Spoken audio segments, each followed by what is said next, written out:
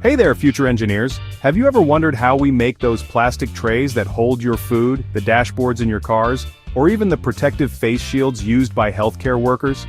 It's all thanks to a fascinating process called thermoforming. Thermoforming is like shaping Play-Doh with heat. We take a flat sheet of plastic, heat it up until it's soft and pliable, and then mold it into practically any three-dimensional shape you can imagine.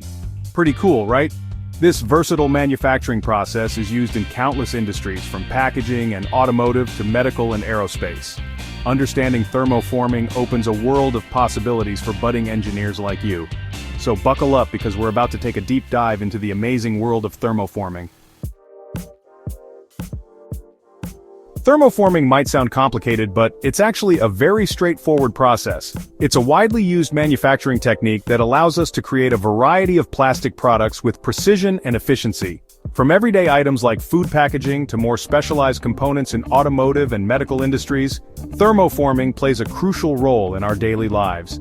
It involves just three main steps: heating, forming, and cooling. Each of these steps is essential to ensure the final product meets the required specifications and quality standards. Let's break it down. First, we take a sheet of thermoplastic. That's a special type of plastic that becomes moldable when heated and solidifies when cooled.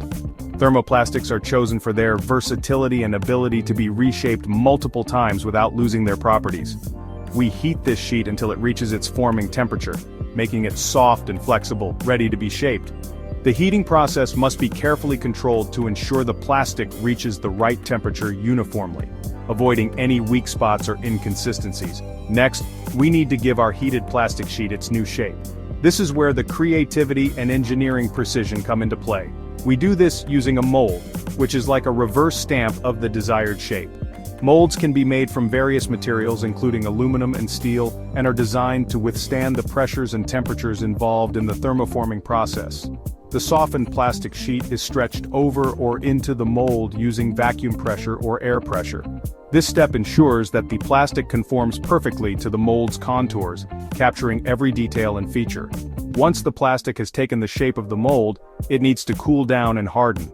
Cooling is a critical phase, as it locks in the shape and ensures the material's structural integrity. This is usually done by blowing cool air onto the formed plastic. The cooling rate can affect the final properties of the product, so it's important to manage this process carefully. Once it's completely cooled, the plastic retains its new shape and is ready to be trimmed and finished. Trimming removes any excess material and ensures the product meets the precise dimensions and specifications required for its intended use. The finished product is then ready for further processing or direct use, showcasing the efficiency and versatility of the thermoforming process. Like any manufacturing process, thermoforming has its pros and cons. Let's weigh them.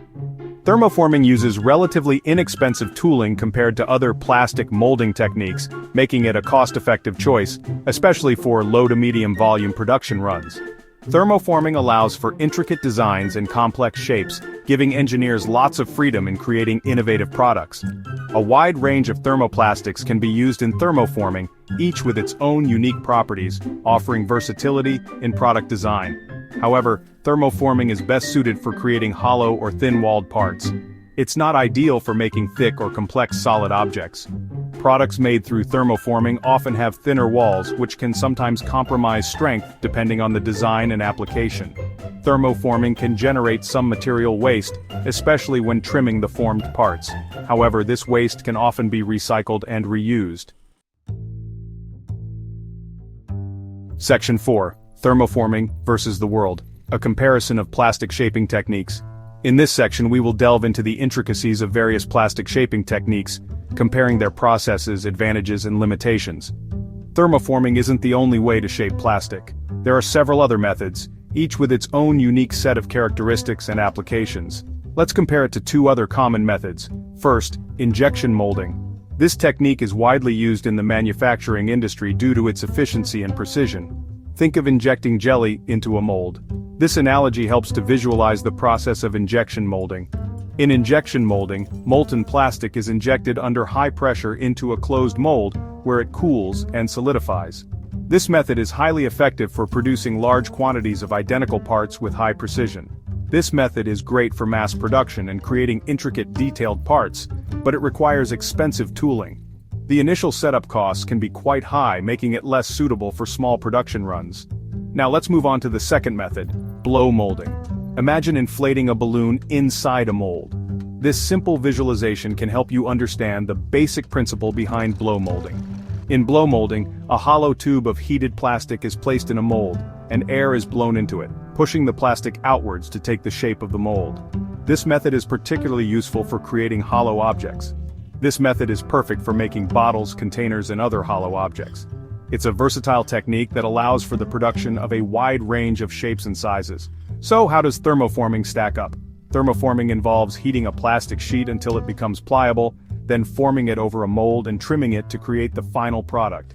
It's a more cost-effective option than injection molding, especially for smaller production runs. The tooling costs are significantly lower, making it an attractive choice for many manufacturers. And it offers greater design flexibility than blow molding, allowing for a wider variety of shapes. Thermoforming is ideal for creating large, lightweight parts, and is often used in the packaging, automotive, and appliance industries.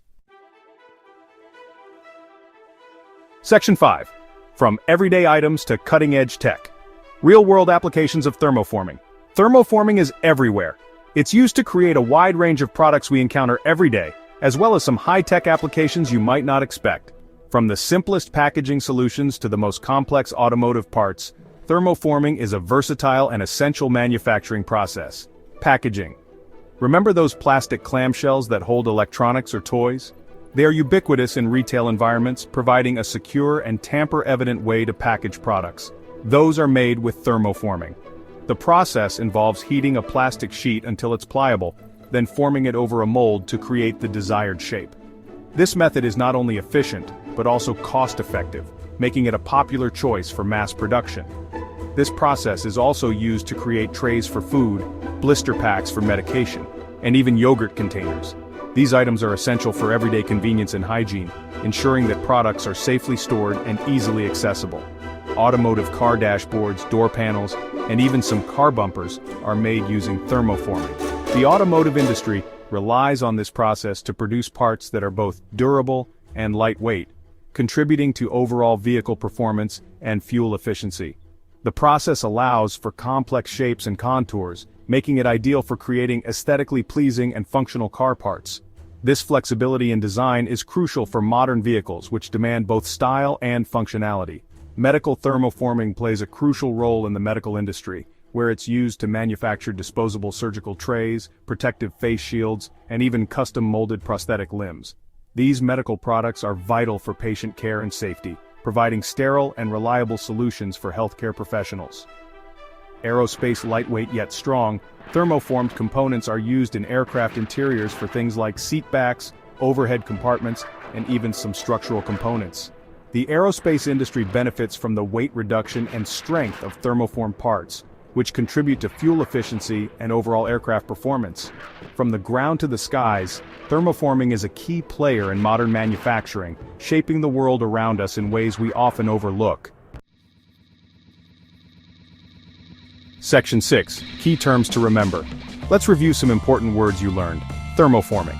A manufacturing process where a plastic sheet is heated and formed to a specific shape using a mold. Thermoplastic. A type of plastic that becomes moldable when heated and solidifies when cooled, making it ideal for thermoforming.